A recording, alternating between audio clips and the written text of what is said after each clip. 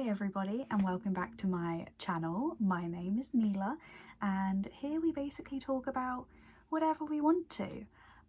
It's lovely to have you, and this video will be a March reading wrap up and my April hopeful reads, I guess. So we're going to start with the March video first. Okay, so for the month of March, I had a bit of a reading slump. I didn't read as much as I wanted to, but I did read still a decent amount. I read 4 books, 2 of them quite short, but 2 of them good books, you know, good sized books. So yeah, let's go through them.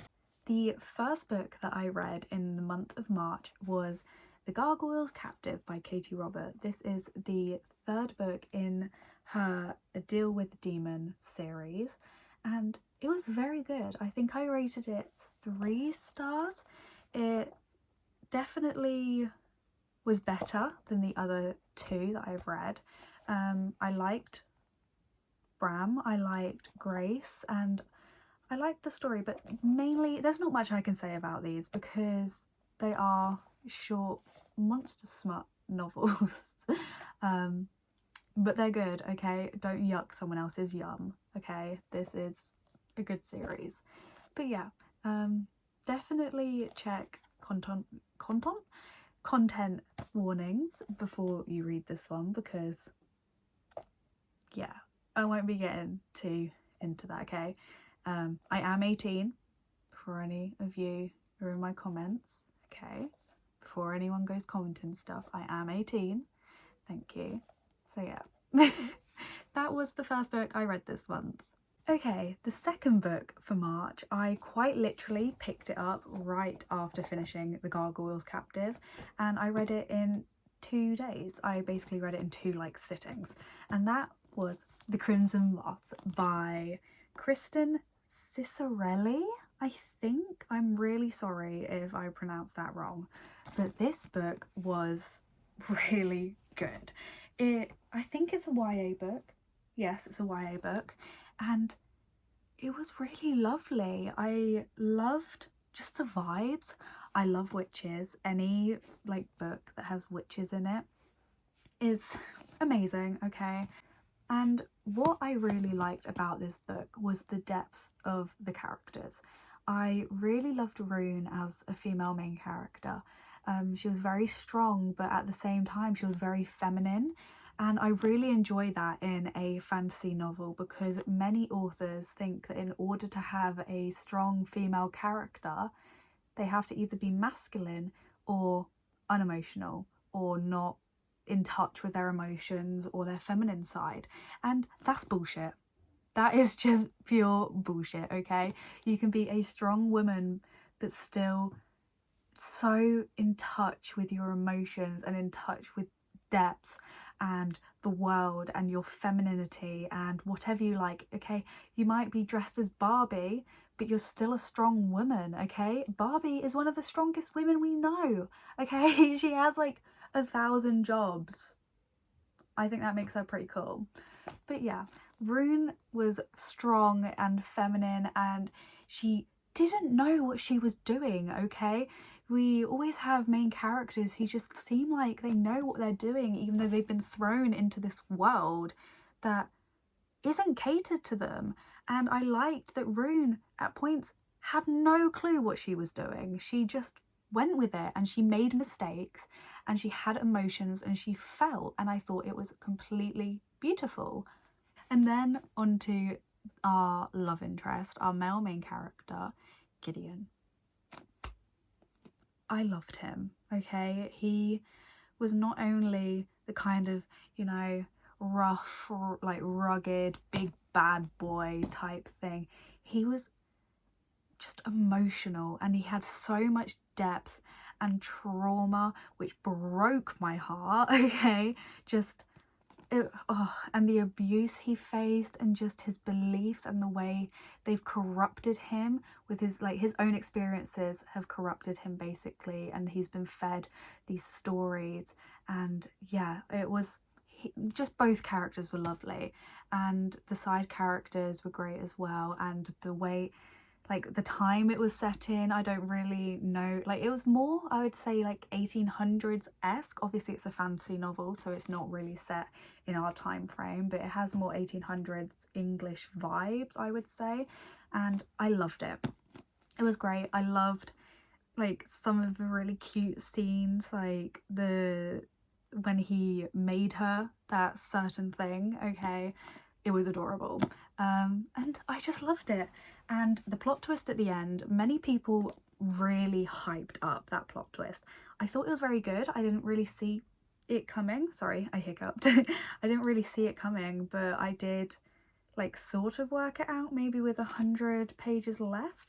But yeah, I ate this book up. Okay, it wasn't a 5 stars for me. I thought there could have been more depth in the way it was written and the description and everything. It just didn't feel like 5 stars to me, but it was a 4 stars, okay? I haven't stopped thinking about this book, and I'm very excited to read the next one. Okay, and now on to the third book that I read in the month of March, and that is I Got Abducted by Aliens and Now I'm Trapped in a Rom-Com by Kimberly Lemming. And this book was just fun, okay? A lot of people might think this series is weird or this author's work is strange because, you know, they're boring. This was fun. It had a talking lion in it, it had dinosaurs, and she not only fell in love with one, she fell in love with 2 aliens, okay? And she's on this weird planet and she's an animal conservationist. I don't know if that's a word. I want to be animal conservation scientist person, okay? If in another life, if I wasn't where I am now, I probably would be. But yeah, I loved it. It was cute, it was whimsical, it was silly, and that's all you can ask for a book that's about a talking lion and a girl who falls in love with 2 weird aliens and is in a rom-com, okay? If it was a movie, people would eat it up, okay? The Kimberly Lemming, like, discourse, I read her Mead Mishaps series, right? I devoured it. Devoured. I think I read it 2 years ago and it was amazing. So yeah, Kimberly Lemming, me and you. I think Kimberly goes by she, her pronouns. I just realised that. Please correct me if I'm wrong, because I do follow them, but I'm not sure. Okay, I don't actually know their pronouns, so please tell me if I got it wrong, but I do believe that they go by she, her pronouns. So yeah, that was the third book that I read. Okay, and now the 4th book that I read in the month of March was Deep End by Ali Hazelwood. And if you know me, Ali Hazelwood is just this, she's just my favourite author ever. She holds such a big place in my heart because I just absolutely adore her. I just love her, okay? Ali Hazelwood, the hate that she gets, I would go to war for that woman. If she came to me and said, I need you to, I don't know, take over the moon, I'd do it in a heartbeat, okay? I don't care. I would die for her. But yeah, and I would die for this book, okay? I went into this book nervous because so many people have been hating on it. Like, not just disliking it, I've seen hate, H-A-T-E, for this book. And this book had me crying, okay? It had me stressed. It had me just so emotional because it was beautiful, okay? It was actually beautiful. Our main character, Scarlett, I don't know if Ali intended for her to come across as so neurodivergent, but I have never felt so seen in a book before. It was beautiful, okay? And I own 3 copies of this book, and one of them is just filled with tabs because every single part of Scarlett's inner monologue was just me. It was just me, her stress, her anxieties, and we got to see her therapy sessions, and it felt like someone had reached into my brain and put it on paper. And Lucas, I fear I need a husband like him, okay? Like, it was, yeah, he's amazing. And he has his own depth and his own issues and his own, I love Ali Hazelwood men. All of them are so, I don't even know, they're so complex and they're so loving, and they all just want to be loved back, and it just breaks my heart. And I was so stressed reading this book because I know that in like every Ali Hazelwood book that I've read, there's been kind of like a third act moment where something happens and it like is what leads to the end of the book.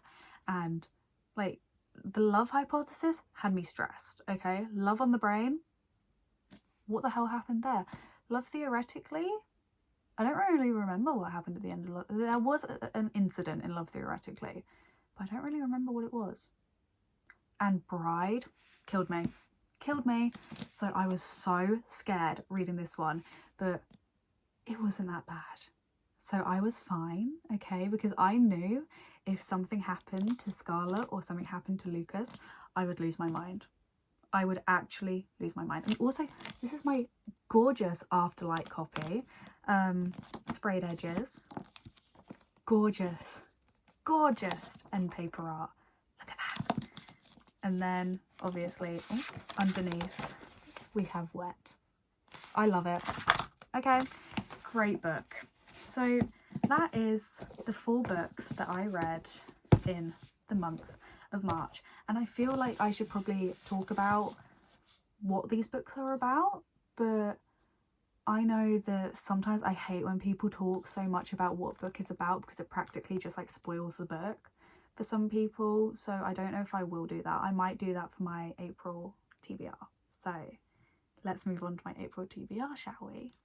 Okay, so now moving on to the 4 books that I hope to read in April. I have already finished a book this month, so these are just the ones that I'm hoping to get to next. So let's start. Okay, so the first book on my April TBR, which I'm going to read next, is Green Teeth by Molly O'Neill. This is my Waterstones book month. This is my book club pick of the month. So my local Waterstones hosts a book club, and this month everyone chose, it's basically like there's like options for the book and everyone votes on which one they want to read, and this month Green Teeth won, and I'm very excited for this because basically from what I've gathered, there is the main character who is a witch, and there's a monster in the lake or something. Oh no, so the main character is the monster. And there is a witch, and there is also, I don't know. Okay, so the monster and the witch have to go on a quest to basically defeat an evil, and apparently it's a lot of fae, like old fae, and it's set in old England, which I think is England. It says Britain, but I do believe it's England. And yeah, I think it's just, it gives off the vibes of Emily Wilde, honestly. It's old fairies, it's set in England, and lots of just whimsical stuff. Apparently there's a little goblin companion, and I'm very excited about that. But yeah, I think it's just going to be amazing. This one quote on the back says, "As comforting and as Moorish as a cup of tea and a pack of chocolate biscuits." And that is exactly what I like to hear. So that is the first book on my March TBR. No, not my March TBR, my April TBR. Okay, and then the second book on my April TBR. This is embarrassing. I have been halfway through this book for a month now. A month. I have 250 pages left, so I'm going to finish it, and that is Foxglove by Adeline Grace. This is the sequel to Belladonna by Adeline Grace, which I reread in February. I reread it. I'm getting my months so mixed up, guys. Please just bear with me. And I reread it in February in order to finish this series, and I basically have picked this one up, but it's going really, really slowly, and it's just not the vibe. It's so sunny in England right now, and this is so autumnal. It's a gothic romantic fantasy, and yeah, there's not much I can say about it because obviously this is a sequel, but yeah, I am 250 pages in, so I plan to finish this after I read Green Teeth because I need this done, okay? And I'm very ready to find out what happens, but right now it is really slow, really, really slow. So yeah, that's the second book on my April hopefuls. For the third book on my April hopeful TBR is The Rebel Witch by Kristen Cicerelli. I think her name's Cicerelli, but I don't know. And I'm not going to summarise this book because obviously it is a sequel and that's a lot of spoilers. So yeah, I'm very excited for this one. I really want to know what happens, and obviously Rune and Gideon are just so adorable, and I need them to you know, get together because it's breaking my heart out here and I need to know exactly what happens. So I'm very excited to read this. I'm going to read it after Foxglove because I want to break up like this series, the Adeline Grace Belladonna series. So I'm going to read this one after I've read Foxglove because I need to know what happens. And then the last book on my April TBR is Wisteria by Adeline Grace because I need to know what happens. I want to finish this series. Obviously Holly, her holiday her holiday novella is coming out in September, which I do have pre-ordered because I do really like this series. I'm really enjoying Foxglove, but I just can't seem to pick it up. But I really want to finish this series, and this book is so gorgeous. It's so gorgeous. I love the covers in this series, and Under the Dust Jackets are just so beautiful. I have owned this book for ages, haven't read it, but fun little fact, Wisterias and Foxgloves are one of my favourite, like two of my favourite flowers, okay? My favourite flowers are tulips, but Foxgloves, Wisterias and holly are some of my favourite plants ever. Holly is obviously my birth flower. I am born in December, but yeah, those are the 4 books on my April TBR. Okay, so that is the end of the video basically. I didn't really have much to say because I don't really know how to do this, okay? I'm working on it, but I wanted to film a April TBR and a March wrap up for basically kickstarting my channel and more videos and filming and everything. So I really hope you enjoyed it. I know that I basically waffled the whole time, and it will probably take a lot of editing, but if you did enjoy it, I would really appreciate it if you liked and subscribed, and yeah, and I'll hopefully have more videos out for you soon. So be kind, stay safe, and goodbye.